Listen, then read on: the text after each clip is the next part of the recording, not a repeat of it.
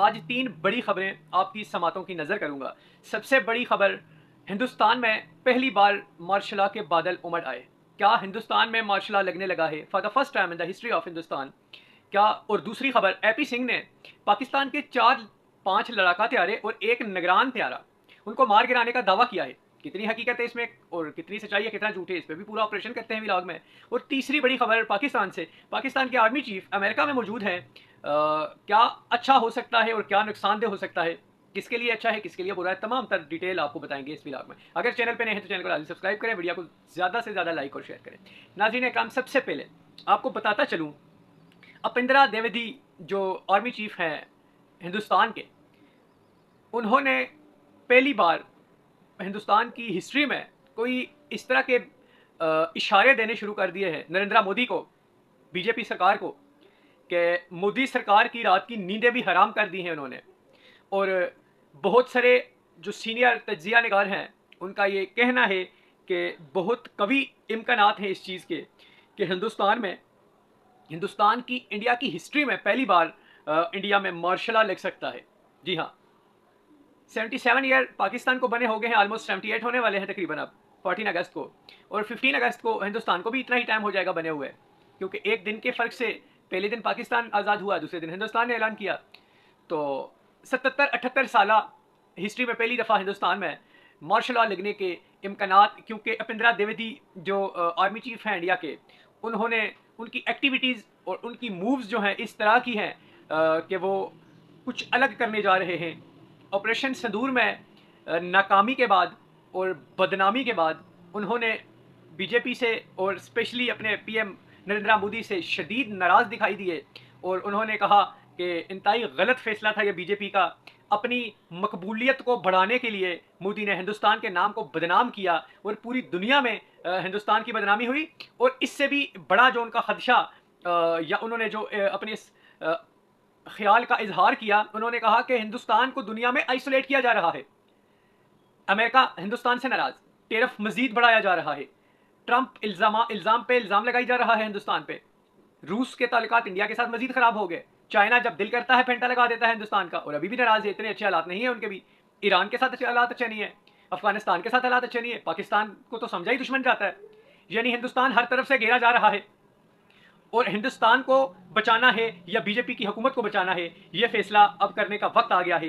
क्या हिंदुस्तान में vote of no confidence ला के हुकूमत को तब्दील किया जाएगा या फिर मार्शल लॉ लगेगा? ये हम आपको अगले 1 या 2 व्लॉग्स में 100% क्लियर बता देंगे कि क्या होने जा रहा है। आते हैं आरपी सिंह की तरफ। अमरप्रीत सिंह एयरफोर्स के चीफ हैं हिंदुस्तान के, उन्होंने थोड़ी सी बीजेपी की हमायत करने की कोशिश की अपिंदरा द्विवेदी के बयान के खिलाफ जाकर। उन्होंने कहा कि ऑपरेशन सिंदूर में हमने पाकिस्तान के 5 लड़ाका त्यारों को मार गिराया, एक निगरान त्यारा था, उसको भी हमने 300 किलोमीटर की दूरी से हिट कर दिया, जो वर्ल्ड रिकॉर्ड बन गया। यानी इतनी भोंडी किस्म की खबरें और इतनी फजूल किस्म के जो है उन्होंने फेंक दी अपने से ये खबरें और बयान जारी कर दिया इतना फजूल सा कि जिसको कोई भी नहीं बाय करने के लिए तैयार। पाकिस्तान तो पाकिस्तान, पूरी दुनिया में भी कोई मानने के लिए तैयार नहीं है। इस जंग के 5वें महीने के बाद, 5 महीनों के बाद आप आके क्लेम कर रहे हैं कि हमने इतने तैयारी गिराई और इतना नुकसान किया, जबकि 5 महीनों तक ना तो इंटरनेशनल मीडिया ने, ना आपके अपने मीडिया ने, ना पाकिस्तान में, ना कहीं पे इस खबर को कोई इस तरह की खबर दिखाई गई कि पाकिस्तान का कोई त्यारा गिरा, जबकि आपके त्यारों का पूरी दुनिया मान रही है। फ्रांस से आपने लिए, फ्रांस मान रहा कि राफेल को गिराया गया और इंडियन पायलट की बेवकूफ़ी और कमकली की वजह से गिराया गया है। तो उनका इंतहाई भोंडा किस्म का बयान, इंतहाई फजूल किस्म का बयान जो उन्होंने दिया, और उनका यह भी कहना था कि ये S-400 गेम चेंजर साबित हुआ, उसकी मदद से हमने पाकिस्तान को इतना डैमेज किया, उनके फ़िज़ा में हमने उनके त्यारों को भी गिराया। जबकि हमारे जो एयरफोर्स के चीफ हैं, उन्होंने एक ज़बरदस्त किस्म की, एक जो है शानदार किस्म की जीत हासिल करने के बाद बिल्कुल खामोश हैं और अपने अगले हदफ के लिए बिल्कुल तैयार हैं, और अपने फ़िज़ाइया में मज़ीद बेहतरी के लिए दिन रात वो मेहनत कर रहे हैं। कोई बोंगियाँ नहीं मार रहे, कोई फजूल बयान नहीं मार रहे, और इस तरह के बयान वही लोग देते हैं जो हारे हुए होते हैं। अब तीसरी खबर की तरफ आते हैं जल्दी से। पाकिस्तान के army chief general field marshal Syed Asim Munir साहब, जो कि अमेरिका के दौरे पे हैं इस वक्त, तो इसमें सबसे पहले तो उनके अमेरिकन दौरे से भी हिंदुस्तान की चीखें निकल रही हैं।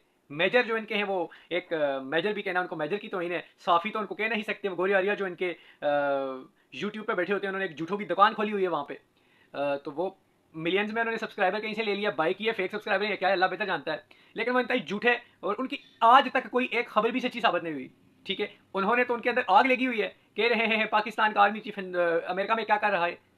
अरे तुम्हें क्या तकलीफ है कि पाकिस्तान का आर्मी चीफ अमेरिका जाए, चाइना जाए, जहाँ पे भी जाए, वो अमेरिका का पाकिस्तान का मामला है।